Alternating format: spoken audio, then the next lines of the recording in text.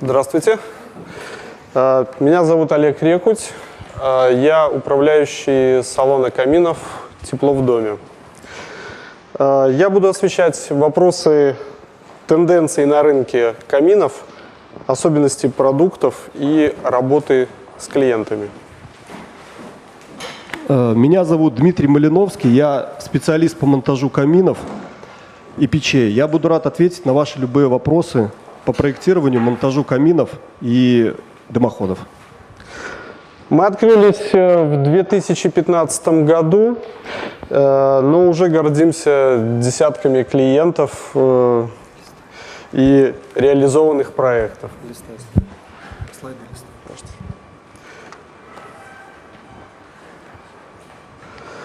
Как устроен камин? Вообще каминная тема, она предусматривает множество различных решений. Это могут быть аккумуляционные камины, изразцовые печи, печи-камины, камины с водным контуром и много-много других. Но сегодня мы разберем самый распространенный тип современных каминов. Это каминная топка в теплоизоляционном коробе. На картинке здесь подробно изображена схема такого камина, и мы чуть дальше расскажем о каждом элементе.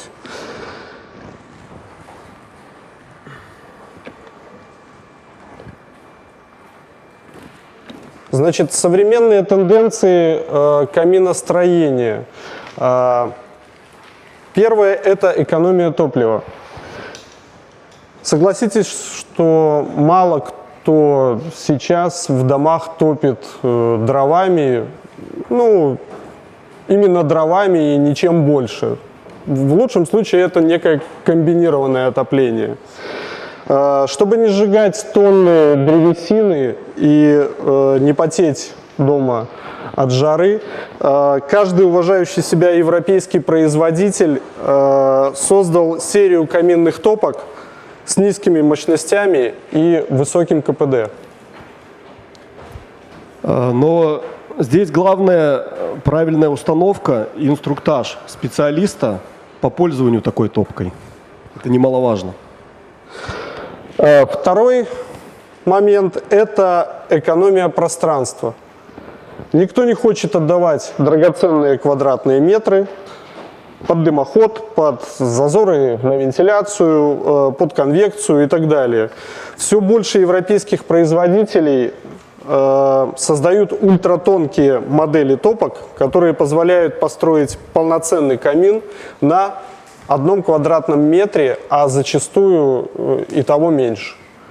Вот пример топки. Это чешский производитель Bev Home.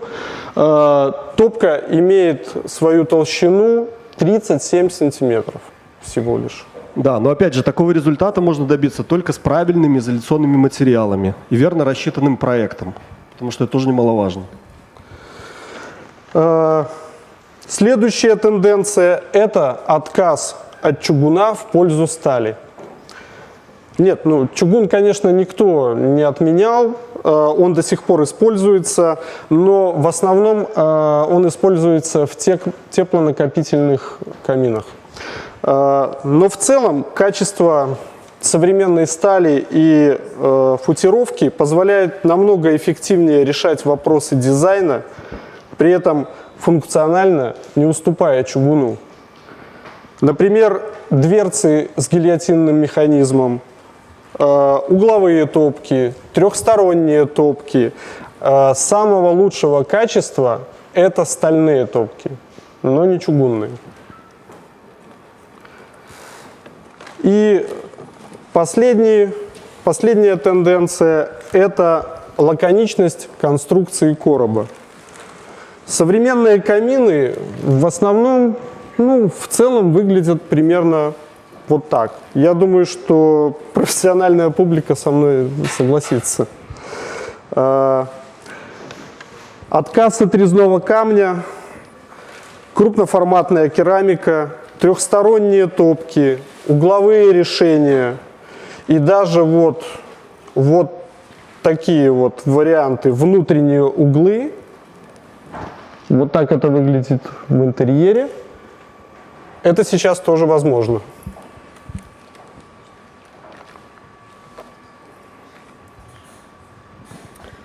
Хочется немножечко сказать по безопасности камина. То есть современный каминный короб строится из теплоизоляционных материалов, но никоим образом не из гипсокартона.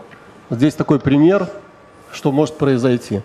То есть гипсокартон состоит из трех вещей: бумаги, воды и гипса.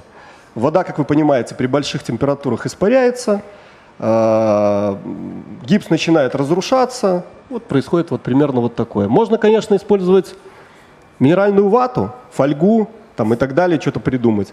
Вот. Но это съест, во-первых, ценные квадраты, во-вторых, ваши клиенты будут этим дышать. Потому что любая фольга со временем деформируется и начинает вата летать. То есть семья и дети этого вашего клиента будут просто этим дышать. Вот.